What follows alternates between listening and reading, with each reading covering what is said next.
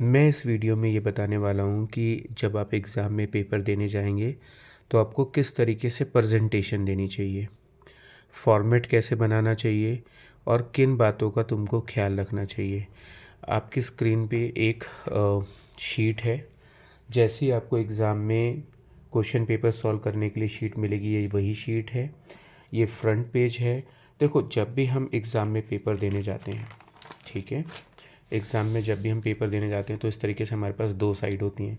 और मैं हमेशा बोलता हूँ कि कुछ क्वेश्चंस को हमेशा ना इस पेज से स्टार्ट करना चाहिए और इस पेज पे एंड करना चाहिए। जैसे कैश फ्लो स्टेटमेंट की ही बात करते हैं, यहाँ पर मैं कैश फ्लो स्टेटमेंट से रिलेटेड कुछ इंपॉर्टेंट बातें तुम्हारे साथ शेयर करने जा रहा हूँ। अगर मैं एग्ज़ाम देने जाता तो मैं कैश फ्लो स्टेटमेंट का क्वेश्चन इस पेज से स्टार्ट करता। ऊपर हेडिंग डालूंगा cash flow statement for the year ended 31 मार्च 2026 2025, जो भी है वो पर्टिकुलर डिटेल अमाउंट। देखो कितना मैंने गैप छोड़ा है। यहाँ पर मैंने पर्टिकुलर्स लिख लिया है, cash flow from operating activities, net profit before tax and extra ordinary items, जो कि हमें लिखना होता है, नॉन ऑपरेटिंग एक्सपेंस। कॉलम में कितना स्पेस छोड़ना है वो क्वेश्चन को एक बार पढ़ लो, उससे तुम्हें थोड़ा अंदाज़ा हो जाता है। और जितना स्पेस छोड़ना हो उसमें भी एक दो लाइन एक्स्ट्रा ही छोड़ना। नॉन ऑपरेटिंग इनकम, यहाँ पे बहुत सारे student operating profit before change in working capital जल्दी में नहीं लिखते हैं, उसका यहाँ पे टोटल करके आंसर निकालना होता है। ब्रैकेट का निशान बहुत ध्यान से लगाना।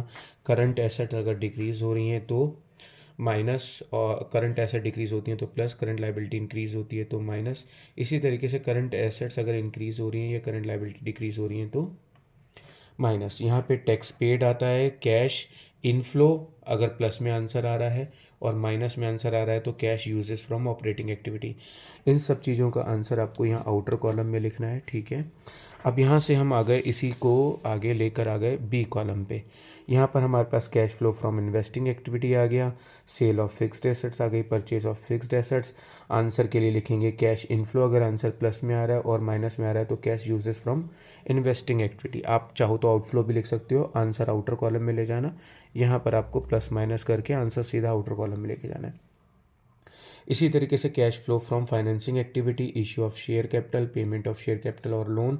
पेमेंट की जगह आप रिडम्पशन ऑफ शेयर कैपिटल या रिडम्पशन ऑफ लोन भी लिख सकते हो। कैश इनफ्लो प्लस के लिए, कैश यूजेस माइनस के लिए। फाइनल आंसर यहाँ पर हम क्या करेंगे, इधर लिखेंगे। ए प्लस बी प्लस सी का आंसर आउटर कॉलम में इधर लिखते हैं। Cash opening cash and cash equivalent हम यहाँ पे लिखेंगे। Closing cash and cash equivalent यहाँ लिखते हैं। इसमें से इसे घटाएंगे तो फाइनली हमारा ये आंसर आ जाएगा। जो भी हमारा ए बी सी एक्टिविटी का, यानी इस वाले कॉलम का, इस वाले कॉलम का टोटल और इस वाले कॉलम का टोटल जो है वो हम इससे मैच करते हैं। तो ये मैंने तुम्हें एक आइडिया दिया है कि क्वेश्चन को हमेशा यहाँ से स्टार्ट करो। एक पूरे पेज पे हम ऑपरेटिंग एक्टिविटी बनाने जा रहे हैं, हाफ पेज पे हम लोग जो है इन्वेस्टिंग और फाइनेंसिंग एक्टिविटी बना रहे हैं या फाइनल आंसर कर रहे हैं। अब अगर हम पेज पलटेंगे तो देखो यहाँ पर मैंने क्या किया, यहाँ पर मैंने वर्किंग नोट बनाया है, net profit before tax and extra ordinary item. यहाँ पर नेट प्रॉफिट है, जनरल रिजर्व अगर इंक्रीज़ हो तो प्लस, डिक्रीज़ हो तो माइनस, प्रोविजन फॉर टैक्स यहाँ पर लिखते हैं, प्रपोज डिविडेंड ऐड होता है, इंटरिम डिविडेंड ऐड होता है। यहाँ पर देखो मैंने तुम्हें मशीन अकाउंट बनाकर दिखाया हुआ है, particulars amount, balance brought down, balance carried down. इस तरीके से हमने फॉर्मेट बनाया। ऐसी प्रोविज़न फॉर टैक्स है, particular amount, balance brought down, balance carried down. यहाँ पर टैक्स पेड हो तो टैक्स मेड निकलता है, टैक्स मेड दिया हो तो टैक्स पेड। तो इस तरीके से तुमको प्रेजेंटेशन देनी है। ये मैंने तुम्हें कैश फ्लो स्टेटमेंट का कैसे प्रेजेंटेशन देना है उसका एक रफ आइडिया दिया है, ठीक है। अब आते हैं, अगर मान लीजिए मुझे एग्ज़ाम में एडमिशन या रिटायरमेंट का क्वेश्चन सॉल्व करना है तो देखो मैंने क्या किया है, मैंने इतना स्पेस, ये थोड़ा सा स्पेस मैंने ज़्यादा कर दिया, तुम चाहो तो उसे थोड़ा कम कर लेना। यहाँ पे मैंने रफ वर्क यानी कैलकुलेशन के लिए किया है। कैलकुलेशन के लिए आप ब्लैक पेन यूज़ करना और इधर के लिए ब्लू पेन यूज़ करना, ठीक है। अगर ऐसा नहीं है तो यहाँ पे डार्क पेन यूज़ करना, यहाँ पे लाइट ब्लू पेन यूज़ करना, ठीक है। रिवैल्यूएशन अकाउंट है, पर्टिकुलर अमाउंट, यहाँ पर पार्टनर्स कैपिटल अकाउंट ले लिया, ए बी सी। अगर 4 पार्टनर हो तो इसको थोड़ा सा और छोटा कर लेना। यहाँ पे मैंने रफ वर्क कैलकुलेशन के लिए बनाया है, सो दैट कि हम पेज पलटते रहते हैं कैलकुलेशन करने के लिए। तो अगर यहीं पर होगा तो हम कम टाइम में जल्दी से पेपर सॉल्व कर लेंगे और हमें बार बार पेज पलटना नहीं पड़ेगा, जिसकी वजह से हमें टाइम बहुत सारा वेस्ट होता है, ठीक है। अब मैंने तुम्हें एक और आइडिया दिया है यहाँ पर शेयर्स वाले क्वेश्चन का, ठीक है। यहाँ पर देखो, जब मेरे पास एग्ज़ाम में क्वेश्चन आएगा शेयर्स का तो मैं हमेशा इधर से स्टार्ट करूँगा। यहाँ पर मैं पूरा वर्किंग नोट रफ वर्क करूँगा और यहाँ पर मैं उसकी प्रॉपर जर्नल एंट्री फॉर्मेट बनाकर देकर आऊँगा। ठीक है, देखो किस तरीके से फॉर्मेट बनाते हैं, थोड़ा सा आइडिया दे दूँ। एप्लीकेशन के 2 रुपये, अलॉटमेंट के 3+2, फर्स्ट कॉल के 3, सेकंड कॉल के 2, इसी तरीके से बनाते हैं। हमने इतने शेयर इशू किए तो इतना इतना पैसा हमको रिसीव होना था। 15,000 एप्लीकेशन आई, इतने पैसे हमारे पास आए, इतने एक्स्ट्रा आ गए, इतनी एप्लीकेशन रिजेक्ट हो गई, इतना पैसा हमने अलॉटमेंट पे एडजस्ट कर दिया है। 1000 शेयर जिसके पास थे उसने हमको फर्स्ट कॉल नहीं दिया 3 का, 2 रुपीज़ के हिसाब से सेकंड कॉल नहीं दिया। जब ये वाले पैसे नहीं देते हैं तो प्रोराटा कैलकुलेशन करते हैं। देखो यहाँ मैंने करके दिखाई है। 10,000 share allot apply for 12,000 share, जिसको 1000 शेयर्स दिए उसने अप्लाई कितने शेयर्स के लिए किया होगा, 1200 के लिए अप्लाई किया। 1000 शेयर्स अलॉट थे, 200 एप्लीकेशन एक्स्ट्रा इंटू 2 रुपीज़ यानी कि 400 रुपीज़ आ गए।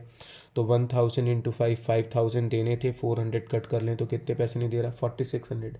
अक्सर क्वेश्चन में अप्लाई दिया होता है तो हमें क्या निकालना होता है, अलॉट। 12,000 के लिए अप्लाई किया तो हमने अलॉट कितना किया, 10,000। जिसने 600 के लिए अप्लाई किया उसे अलॉट कितना होगा, 500 शेयर्स। कैलकुलेशन किससे करते हैं, 500 से, और उसके बाद हमने यहाँ पे कैलकुलेशन कर दी। अब जब हम एंट्रीज़ बनाने जाएंगे तो हम इस तरीके से फॉर्मेट बना कर आएंगे। डेट अगर कोई गिवन हो तो particulars, ledger folio, debit, credit. जब पहली एंट्री बनाओगे तो bank to share application, being application money receive, थोड़ा सा स्पेस छोड़ दो एक लाइन का ताकि प्रेजेंटेशन अच्छी लगे। मैंने अच्छी हैंड राइटिंग यूज़ करना, हालांकि मैंने बहुत स्पीड में किया है क्योंकि मैं आज दिन भर बहुत सारी वीडियो बनाता रहा। Share application account, debit to share capital, to security premium, जो पैसा एक्स्ट्रा अलॉटमेंट पर एडजस्ट होता है, टू शेयर अलॉटमेंट। कोई पैसा हम वापस करते हैं तो to bank, to calls in advance अगर हम कोई पैसा फर्स्ट कॉल के लिए रखते हैं। Being application money transfer, to share capital, security premium, bank, share allotment account, इस तरीके से। फिर एक लाइन का गैप दो, शेयर अलॉटमेंट की एंट्री बनाओ, फिर एक लाइन का गैप दो, बैंक की एंट्री बनाओ। इस तरीके से तुम्हें एंट्रीज बनानी है। ठीक है, तो ये मैंने तुमको थोड़ा सा आइडिया दिया है। जब भी कोशिश करो, अगर क्वेश्चन बड़ा है तो लेफ़्ट हैंड से शुरू करके राइट हैंड पे ख़त्म करो ताकि पेज बार बार ना पलटना पड़े। ठीक है, और अगर क्वेश्चन छोटा है, एक पेज पे आ सकता है, तो उसे एक ही पेज पे निपटा दो। ठीक है, अब मैं तुम्हें थोड़ा सा और आइडिया देता हूँ कि यहाँ पर जब हम कॉमन साइज़ या कंपैरेटिव का क्वेश्चन आता है तो यहाँ पर मैंने कंपैरेटिव इनकम स्टेटमेंट है, यहाँ पे पर्टिकुलर है revenue from operation plus other income, total income A आ जाती है। एक्सपेंसेस में लिखा है purchase of stock, change in inventory, employees benefit expenses, depreciation, finance cost, indirect expense. अगर इनमें से कोई चीज़ ना दी हो तो मत लिखो। यहाँ पर टोटल बी, ए में से बी घटाएंगे तो नेट प्रॉफिट बिफोर टैक्स आएगा, ए और बी यहाँ पे टैक्स पे करेंगे, नेट प्रॉफिट आफ्टर टैक्स। याद रखिएगा 2024 पहले लिखते हैं, 2025 बाद में। अगर हमारा ये इंक्रीज़ हो रहा है, जैसे ये 1 लाख रुपए है और ये यहाँ पर हो गया 1,50,000, अब ये इंक्रीज़ हो रहा है तो मैं इसको प्लस में लिखूँगा और 50,000 अपॉन 1 लाख करूँगा तो ये कितना आ जाएगा, 50%। अगर ये ऐसे हो रहा है कि यहाँ पे 50,000 रुपये दिया है और यहाँ पे 40,000 रुपये है तो यहाँ पर मैं 10,000 रुपये डिक्रीज़ करूँगा और यहाँ पर 10,000 अपॉन 50,000 यहाँ पर मैं 20% ब्रैकेट में लिख कर आऊँगा। ठीक है, इसी तरीके से आपको ये सारी प्रेजेंटेशन देनी है। अगर कोई भी कैलकुलेशन तुम्हें करके देखनी है तो देखो मैंने यहाँ पे रफ वर्क बना रखा है ताकि हम पेज पलटकर पीछे कैलकुलेशन करने पे टाइम वेस्ट ना करें।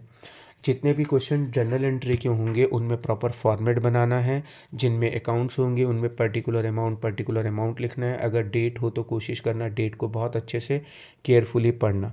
तो ये एक छोटा सा वीडियो था जिससे मैंने कोशिश की है कि तुम्हें एग्ज़ाम में किस तरह से प्रेजेंटेशन देनी चाहिए और कैसे फॉर्मेट बनाने चाहिए उसका एक रफ़ आइडिया दे सकूं। होप यू तुमको ये वीडियो बहुत हेल्पफुल लगे। तुम्हारे एग्ज़ाम के लिए मेरी साइड से ढेर सारी शुभकामनाएं। अच्छे से कूल माइंड होकर अच्छे से एग्ज़ाम देकर आना। Good luck.